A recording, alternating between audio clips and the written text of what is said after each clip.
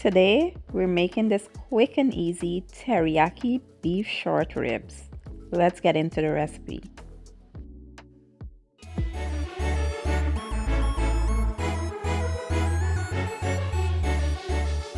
Alright guys, let's start by marinating our beef short ribs. It's already been washed, and to season I will be using some salt, garlic and onion powder, paprika, some beef bouillon, sazon, and some black pepper. I also have my teriyaki sauce that I'll be using here. So what I did is basically just combine all the ingredients, mix well, and I will add a bit of brown sugar as well. And we will just add this to the beef short ribs and allow it to marinate for about an hour or two.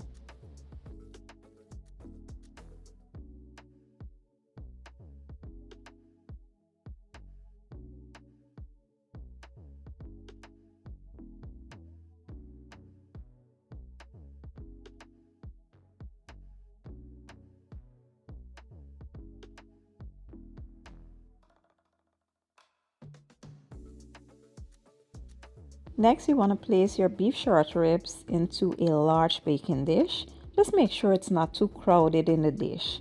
And I just figured, you know what, let me show them the teriyaki sauce that I use. This is it. But if you can't find this, any kind would be fine. Just make sure you're using like the glaze instead, the thick sauce and not the runny one that looks like soy sauce.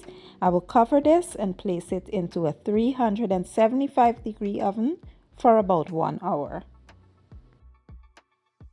After an hour, this is how it's looking. What I did was baste it one last time with a little bit of that sauce and place it back into the oven for about 15 minutes or so. And yeah, that's basically it. Quick, easy, and simple. And these were mouth-watering delicious.